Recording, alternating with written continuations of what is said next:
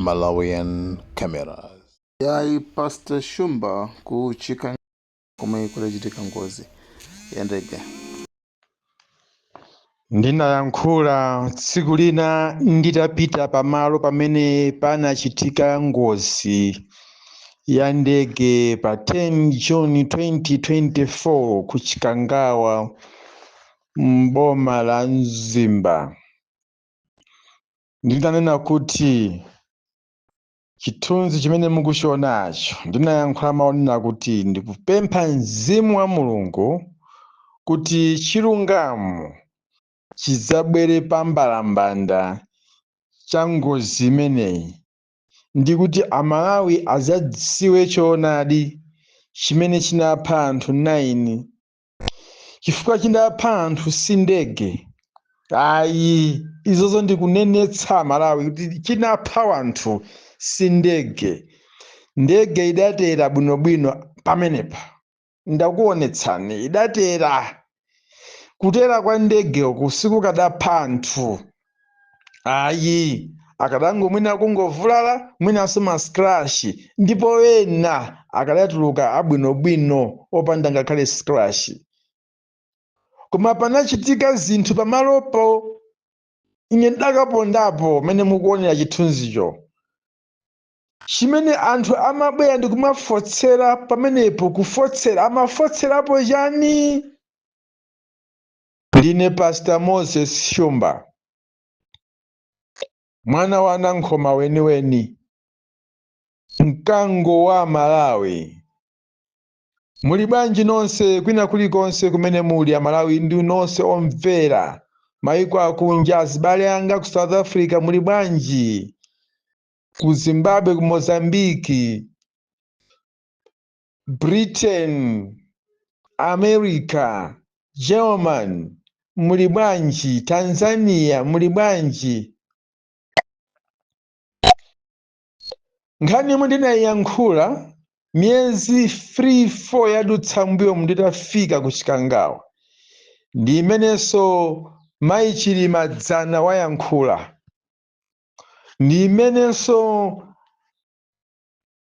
wansembe Ansusa adayankhula, ndi imenenso Amalawi ochuluka akuyankhula kuti sitikumvetsetsa, ripoti siri kupanga describe bwinobwino, siri kupanga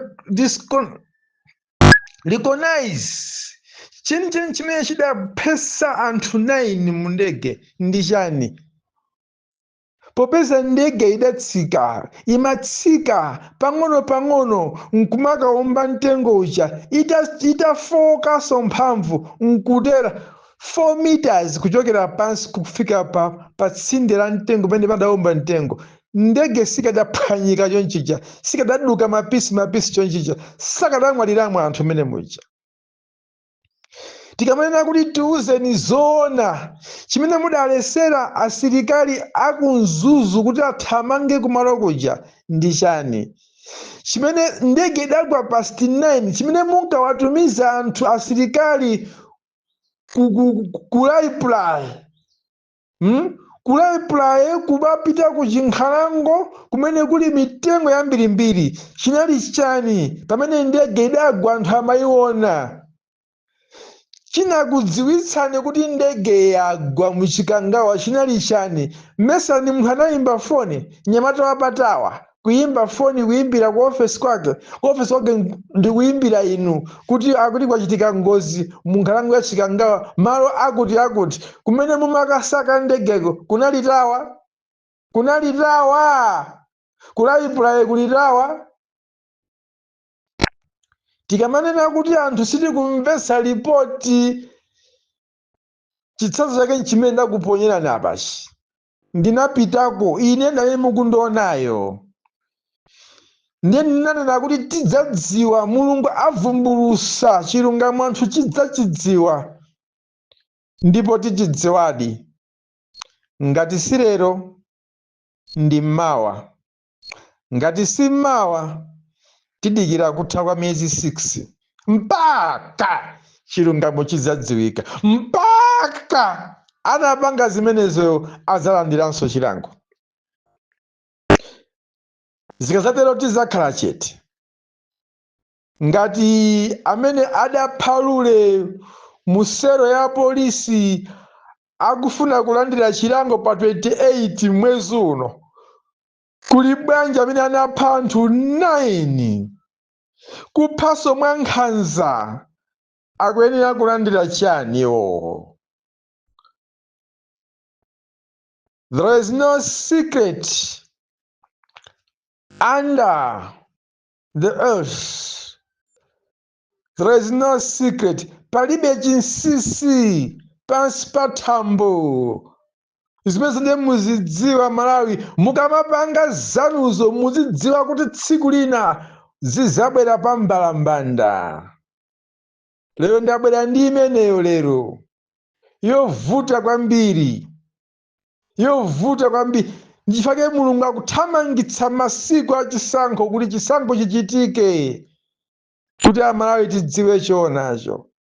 Misozi ya Amalawi sikuuma m'masaya mwawo.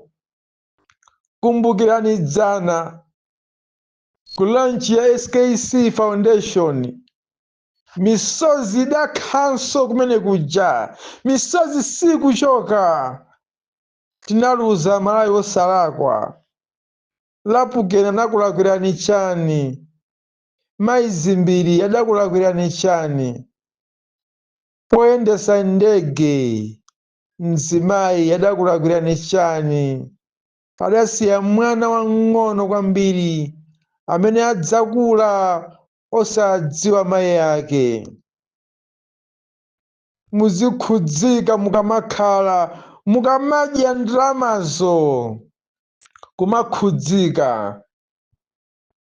Ngati nali pulani yonena kuti mwina mukhozabe kutumikira Malawi kusogolo kuno mopanda kupsinjika, Mulungu akukana zimenezo. Sizitheka, sizitheka, ndikunenetsa ine, sizitheka. Mapulani ena aliwonse akhala opanda ntchito chifukwa Mulungu watulukamo.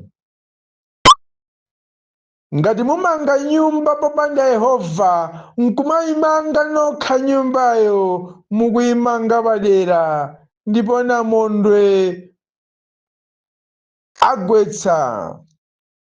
Ndipo simumudziwa namondwe wake kuti kodi ndi wa Halima. Simumudziwa namondwe wake kapena ndi wa Efrida. Simumudziwa namondwe wake kuti ndapita nawononganso phiri la Sochi. Koma kugwetsa zonsezo Mulungu sali mbali yanu.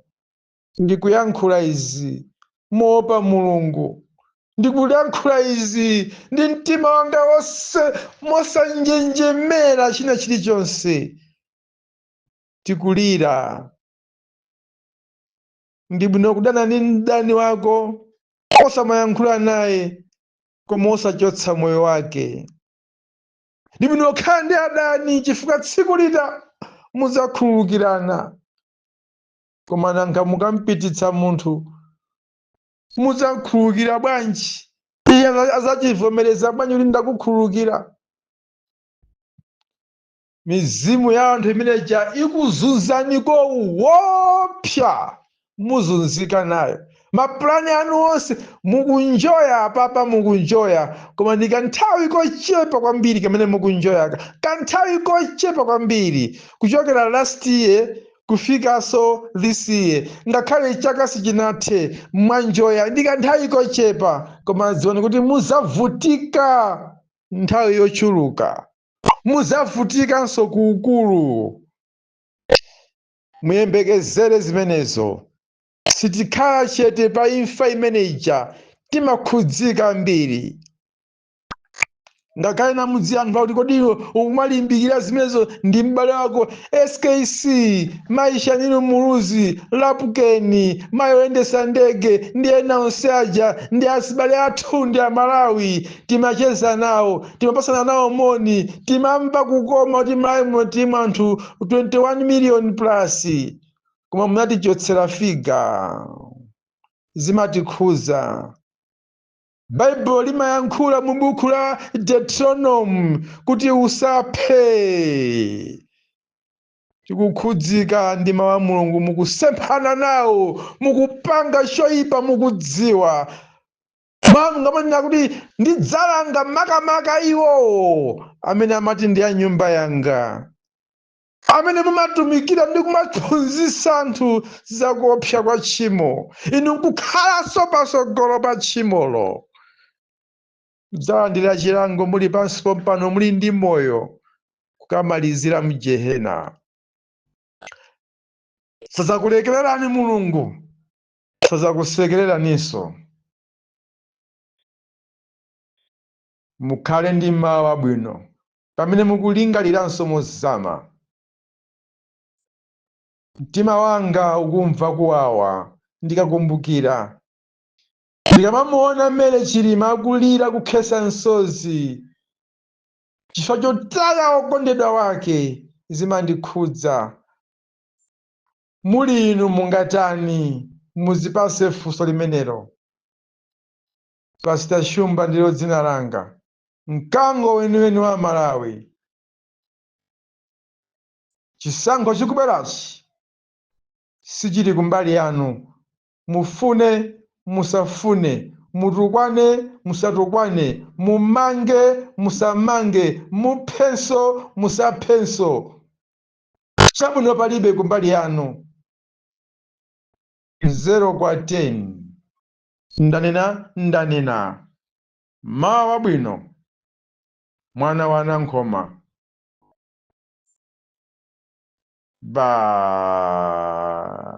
Uvumbulutse choonadi kuti Amalawi adziweji chimene chinapha Saulos Chilima ndi anthu ena 8.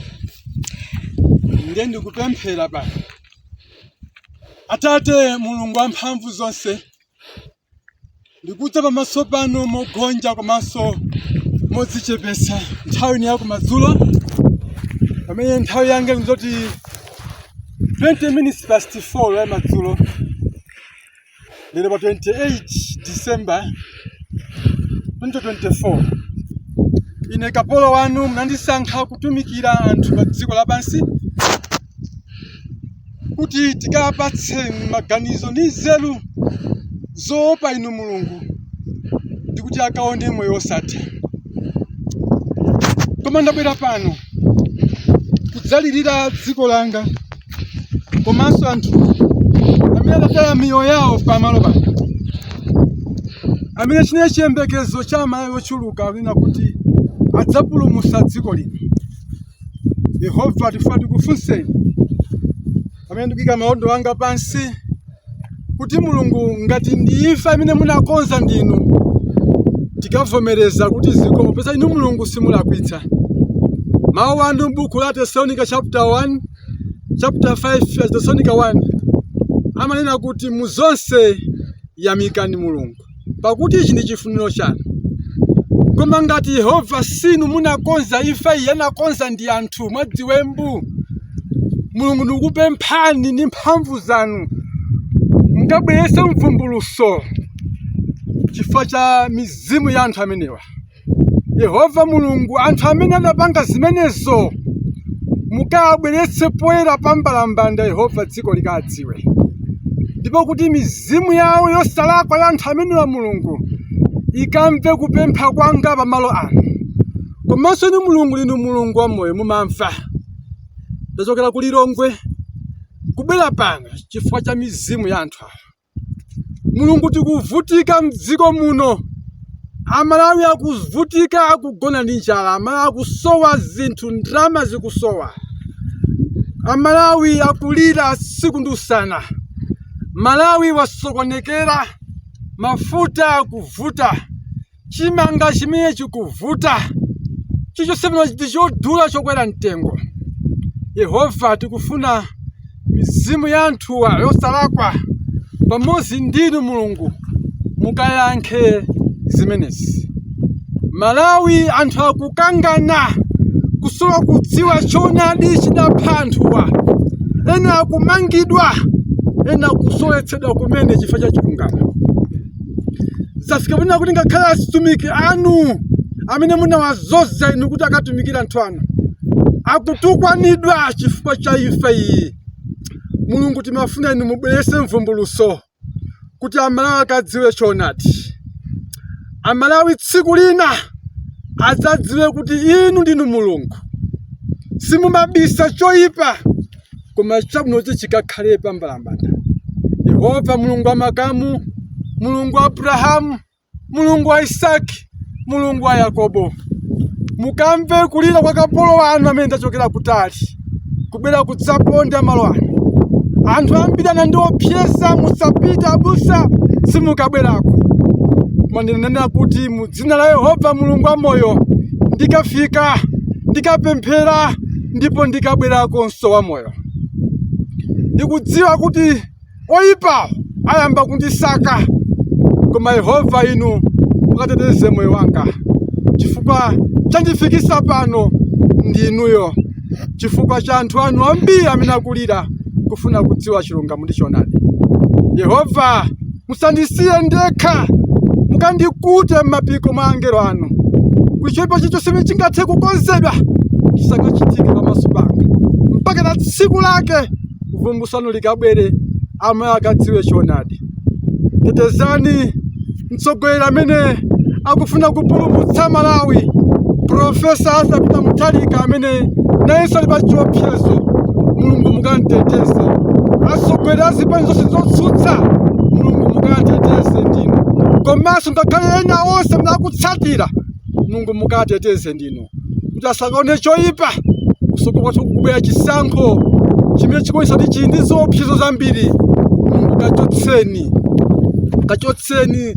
Sitifuna kumana ndi mavuto ngati amene akumana ndi anthu aku Mozambique akuonongeka. Yehova timve kupempha kwathu. Sitili pano kusapanga manyanga. Like, share, Malawian Cameras, subscribe.